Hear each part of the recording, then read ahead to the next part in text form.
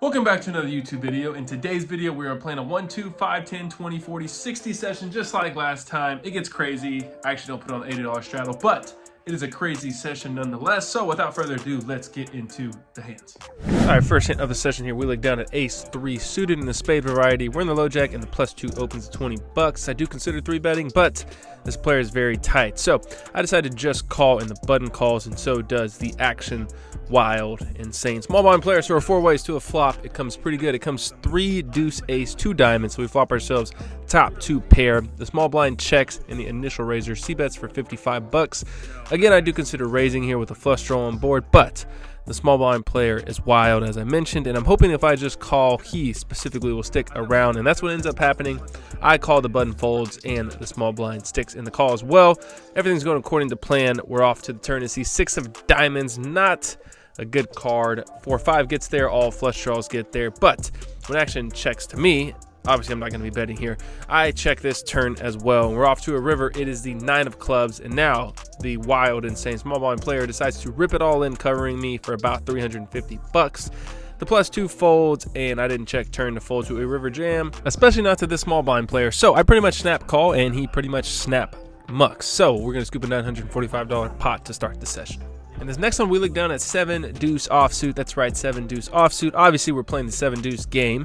Otherwise, I wouldn't have this hand in the vlog. But it's for 15 bucks a piece. So if you win with it, you get an extra 120 bucks. And you better believe I'm willing to bluff my entire 1K stack off to get that 120 bucks. So when it folds to the cutoff, who happens to be my older brother, and he raises to 25 bucks, you guys already know I'm 3 betting here. I make it 75, it folds back to him, and he puts in the call, so we're heads up to a flop. It comes 7 ace king 2 clubs. So not only do we have ourselves a pair, but this board smashes our 3 betting range. So when my brother checks, I'm going to be putting out a C bet. I make it 65 bucks, and he pretty quickly calls. So that's not good. We're off to a turn. It's the 3 of diamonds. My brother checks again.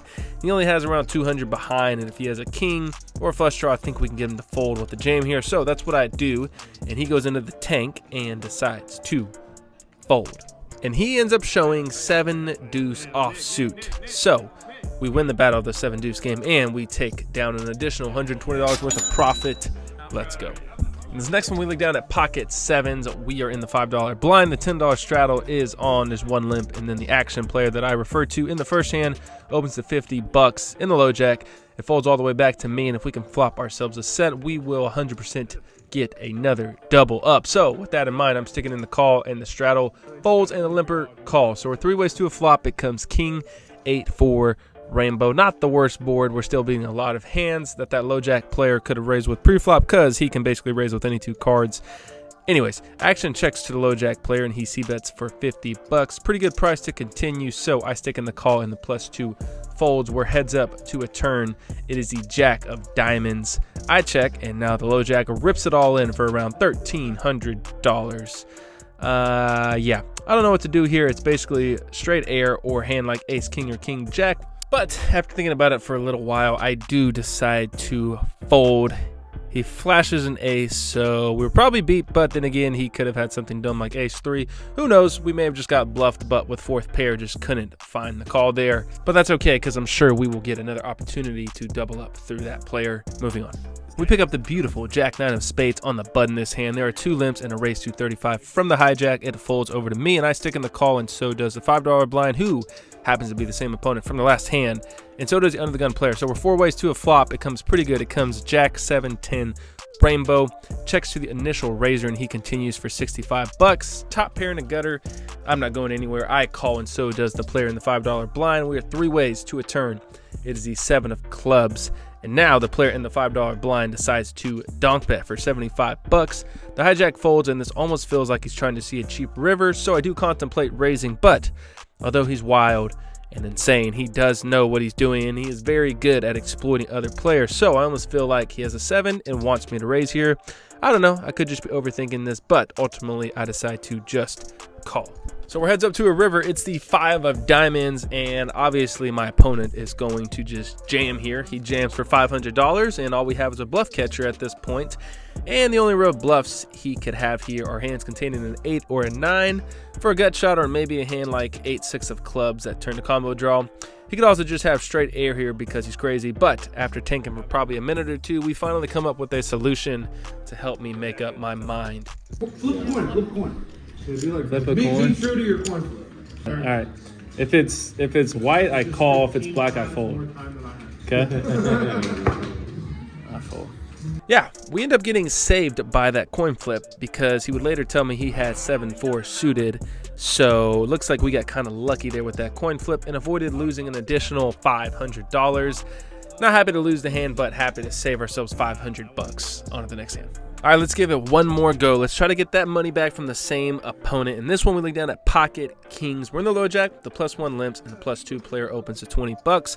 I am obviously going to 3-bet here. I make it $60, and obviously I should have made it $160 because the hijack, cutoff, big blind, and initial raise are all calls. So we're going 5 ways to an annoying flop of ace, deuce, queen, all hearts. When action checks to me, I am not going to be betting into 4 other opponents, so I check. And obviously the cutoff player, who happens to be the insane player, decides to rip it all in for about $2,000 effective, folds back to me, and I only have $575. And to be honest, I just went with my gut here. It felt like he just had a naked heart, and that's about all the analysis I can give you guys. So I end up sticking in the call. Everybody else folds, and he only wants to run it 1 time. So we're going once. The turn is a horrendous 5 of hearts, and the river is an ace of spades, and he shows 3-7 offsuit with the 3 of hearts, of course. So we had the right read, but unfortunately we just couldn't dodge a heart. And yeah, we just can't beat this guy because he's just better than us. And yep, that's how poker goes. On to the next hand. All right, time to claw our way out of this hole. In this one, we look down at ace jack offsuit in the small blind. The +2 opens at $15. And real quick, me and this player have a ton of history together, and he knows I'm a tie player, and I literally have never, ever shown him a single bluff, literally ever. So keep that in mind. Anyways, the low jack and the button call, and with ace jack offsuit out of position, I'm going to put in the 3-bet here to $100 and only the initial razor call. So we're heads up to a flop.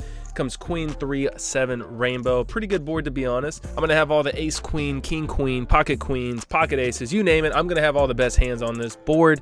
So I'm going to continue just like I would if I had those hands. I make it $75 and he pretty quickly calls. So we're off to a turn. It's the 9 of hearts. Feels like I have to keep telling the same story that I have a big hand here. So I bet $225 and he calls again. So we're gonna need some help here on the river. It doesn't come. It's the 10 of clubs, and honestly this is not a good river. I'd pretty much always check my 1 pair holdings on this river, but again, I've never ever shown a bluff to this guy. So let's try to use that image and hope he folds. I announce all in for $500, and he goes into the deepest tank ever created for what feels like an hour when in reality it was like 3 minutes. But he actually makes a remark that makes me feel like he's gonna fold. So we're feeling good until he calls. We show ace high and he shows queen jack of diamonds. So amazing call by him, and honestly I wasn't upset with how I played this hand. I used my image, but unfortunately my opponent was able to just make a tough call. Of course he was. Why wouldn't he? It's just how this session has gone. Yeah, so we're stuck. On to the next hand. All right, this next one is a very fun hand. We pick up pocket jacks. This is the kind of hand that'll make you want to quit poker. +1 opens at $25, and I go ahead and 3-bet to 85, the button, and the +1 call. So we're 3 ways to a flop. It comes ace, 5 deuce, rainbow, +1 donks for $200, and this opponent is very, very tight. So I just snap fold. And as you can see, I was pretty tilted, but it ended up being the right fold. He did in fact have an ace, so yeah. It still put me on Omega Tilt, and I'm still annoyed, and I'm still losing, and I'm still stuck. So session's going great. And that brings us to the final hand of the session, and I'm going to teach you guys how to get untilted. Now the net game is on. We're playing for $25 a person, so if you lose, you owe the table $200. So when I look down at ace deuce of spades, I open it up to $30 in the +1, and the +2 in the low jack call. Then action folds over to the button player, who 3-bets it up to $125. It folds back to me, and being as that we all have our net buttons, I think y'all know how this hand is going to play out. I jam for $590. The +2 player folds, and of course the low jack and the button player both call. And I will let you guys see the run out. What's on there? Heart's good. Okay. That might be good. Ace. I had 10-8. 7-8. Okay. You have to show from the side. Oh my god. Scoop. Oh my god. So we end up with ace high, and the low jack player also has ace high, but he has ace 5 offsuit. And get this, the button player also shows ace high, but of course he has ace jack offsuit. So ace jack takes it down, $1,800. And folks, this is how you get untilted. You just put in your entire stack with ace high, hope you win, and if you lose, you just get up and leave. And that's all she wrote, folks. We got destroyed. And that is how you lose a few buy-ins playing poker. Honestly, I'm not too upset with how I played. I actually liked the plays I tried to make. I liked the bluff I tried to pull off, but not happy with the result, obviously. Not sure how Garrett calls there. Anyways, yeah, just got completely waxed that session, but that's bound to happen as part of poker. So hopefully you guys enjoyed the content and enjoyed watching me lose. If you did, please drop a like and a comment. And until next time, good luck at the local tables. Peace.